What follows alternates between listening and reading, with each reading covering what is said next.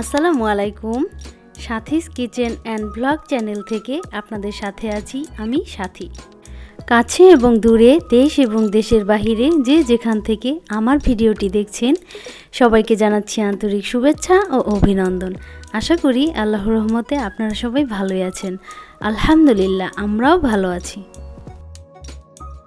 তো কেমন আছেন বন্ধুরা? অবশ্যই কমেন্টের মাধ্যমে জানাবেন। আজকের থাম্বনেল দেখে অবশ্যই আপনারা বুঝে গেছেন আমি কোথায় এসেছি এবং কেন। শীতের জন্য কিছু কেনাকাটা করব, সেজন্য শপিং মলে এসেছি। আমি এসেছি আমার বাড়ি থেকে, আর সোহার বাবা ওর অফিস থেকে এসেছে। সোহার বাবার অফিস এই শপিং মলের কাছাকাছি প্রায়। তো আগে থেকেই কথা ছিল যে সোহার বাবা অফিস শেষ করে 1টার দিকে শপিং মলে চলে আসবে, আর আমি বাড়ি থেকে এসেছি 2 বাচ্চাকে নিয়ে। আমি এখন এসেছি নরসিংদী সদরের মধ্যে ইন্ডেক্স প্লাজায়। সাধারণত যখন আমি টুকটাক শপিং করি তখন দেখা যায় যে রায়পুরা সাধারণ দোকান থেকেই কিনি, আর যখন অনেকগুলো জিনিস একসাথে কেনা হয় তখন শপিং মলে চলে আসি নরসিংদী সদরে। আমাদের রায়পুরা থেকে নরসিংদী সদরে আসতে প্রায় 30 থেকে 40 মিনিটের মতন লেগে যায়। তবে ট্রেনে আসলে খুব কম সময়ের মধ্যেই আসা যায়, তবে আমি বাচ্চাদেরকে নিয়ে এতটা সাহস করিনি। এখানে যেসব দোকানে এসেছি সেখান থেকে টুকটাক একটু একটু করে অনেক কিছুই কেনা হয়েছে। তো দেখা যায় যে অনেক সময় শপিং মলে আসলে আমি ফুলের দোকানে আসতে মিস করি না। আমি যখন ফুলের দোকানে গিয়েছিলাম তখন সোহার বাবা জোহরের নামাজ পড়তে মসজিদে চলে গিয়েছিল, তো এই ফাঁকে কিছুটা ফুল কিনে নিয়েছিলাম। খুব বেশি কিছু না, কারণ ঘরে অনেক ফুল ছিল। তারপরও নিজের চোখের যে একটা নেশা থাকে, সেই নেশাটা নেই কিনা। ফুলের দোকানে ঘুরতে ঘুরতে এক পর্যায়ে সোহার বাবা চলে আসে নামাজ পড়ে। এরপরে আমরা ফাইনালি সব কেনাকাটা শুরু করি।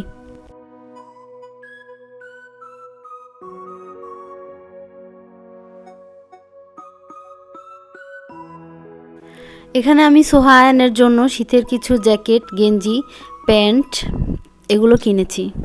সোহা আয়নের জন্য কাপড় সবসময় আমরা এই দোকান থেকেই কিনি। আসলে এই দোকানটায় আমরা 5 বছর ধরে আসা যাওয়া করি। যখন আমাদের অনেক কাপড় প্রয়োজন হয় একসাথে কিনে নিই এই দোকান থেকেই। সাধারণত দেখা যায় যখন শীত আসে তখন একসাথে অনেকগুলো কাপড় বাচ্চাদের জন্য এখান থেকেই কিনে নিই। আবার যখন গরম আসবে তখন গরমের কাপড়ও এখান থেকেই কিনে নেওয়া হয়। আর দেখা যায় যে আমার বাচ্চারা সাধারণত গেঞ্জির কাপড়টা একটু বেশি পরে, তা শীতে হোক আর গরমে হোক। আর মেয়ের জন্য সুতি ফ্রকও নেওয়া হয়, গেঞ্জিও নেওয়া হয়। তবে এখানে ফ্রক পাওয়া যায় না। যে দোকানটায় ঢুকেছিলাম সেখান থেকে শুধু গেঞ্জি আর প্যান্ট কিনে নিই। আর এরপরে আমরা অন্যান্য কেনাকাটায় চলে আসলাম। অন্যান্য কেনাকাটা বলতে এখন শাশুড়ির জন্য একটা সোয়েটার কিনবো, তবে মনের মতন সোয়েটার খুঁজে পাচ্ছি না। তার কারণ হচ্ছে শাশুড়ি আমার চয়েস করে দিয়েছিল যে সোয়েটার যদি এবার কিনি তাহলে কিন্তু এবার রেড কালারের কিনে দিতে হবে। সোয়েটার কিনা আমার শেষ। সোয়েটার কেনার পরে আমি এখানে সোহার জন্য কেডস কিনতে চলে এসেছি। আমি যেখানে জুতা কিনতে এসেছি এখানেও আমি সবসময় জুতা কিনি, তো আজকেও সেই দোকানটায় চলে আসলাম। দেখা যায় যে নরসিংদীর মধ্যে আমি যেখানে যেখানে শপিং করি সবসময় আমি এসব দোকান থেকেই শপিং করি, যার কারণে ওনারা আমার চেনা পরিচিত হওয়ার কারণে খুব বেশি একটা ঘুরতে হয় না, এবং ওনারাও বুঝে আমি কোন কোয়ালিটির প্রোডাক্ট চাচ্ছি।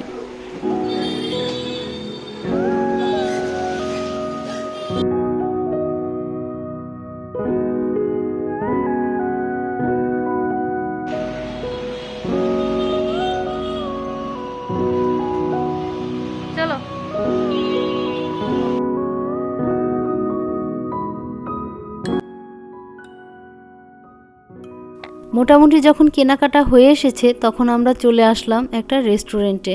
এই রেস্টুরেন্টটার নাম হচ্ছে স্টাইলাস চাইনিজ রেস্টুরেন্ট। এই রেস্টুরেন্টটাতেও আমরা প্রায়ই খাই, কারণ নরসিংদীতে আসলে দেখা যায় যে এই রেস্টুরেন্টটা আমাদের কাছে খুবই ভালো লাগে সেজন্য। আর তাছাড়া এখানের খাবার দাবারের মানও বেশ ভালো। এখানে সোহা আর সোহার বাবা ওরা সিলেকশন করছে আজকে কি খাওয়া যায়। সোহার ইচ্ছা সোহা আজ চিকেন তান্দুরি খাবে, আর সোহার বাবার ইচ্ছা এখানে কাচ্চি পাওয়া যায়। আগে এটা ছিল না, তবে এবার নতুন হয়েছে এই আইটেমটা। তো তারপরে অর্ডার করলো সোহা আয়ানের জন্য চিকেন তান্দুরি, আর আমরা দুজন কাচ্চি খাবো। আসলে যা যা শপিং করেছি তার পুরোটাই ডিটেলস আপনাদের সাথে শেয়ার করতে পারিনি, কারণ দেখা গেছে যে আয়ান অনেক জায়গায় অনেক বিরক্ত করছিল, যার কারণে ভিডিওটা ধরা হয়নি।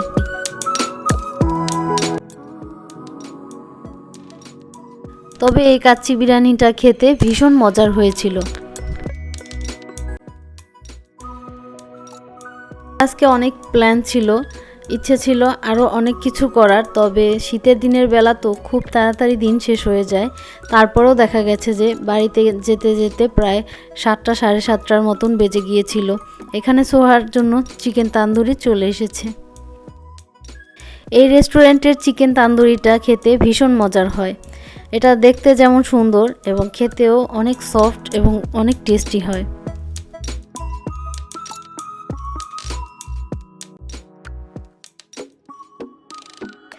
আজকে সারাটা দিন কি করেছি পুরো ডিটেলসটা শেয়ার করতে পারিনি, যতখানি শেয়ার করতে পেরেছি আমার সাধ্য মতন শেয়ার করেছি, কারণ সাথে 2টা বেবি ছিল, ওদেরকে ব্যালেন্স করা এবং এদিকে ভিডিও করা আমার জন্য একটু কষ্টের হয়ে গিয়েছিল। তারপরও আপনাদের সাথে শেয়ার করেছি। এই ছিল আমাদের সারাটা দিন। তো ভিডিওটি কেমন লেগেছে অবশ্যই কমেন্টের মাধ্যমে জানাবেন। আর আরেকটি রিকোয়েস্ট আছে, যারা এখন পর্যন্ত আমাকে একটি লাইক করেননি প্লিজ একটি লাইক করে দিবেন।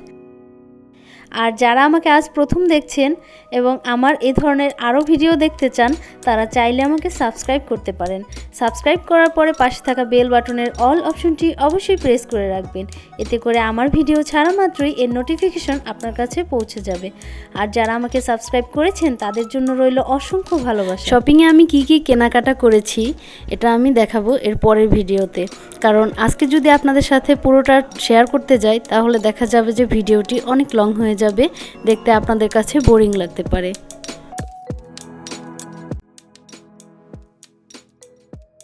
কাচ্চি বিরিয়ানিটা কিন্তু দেখতে যেমন সুন্দর ছিল, খেতেও ভীষণ মজার ছিল।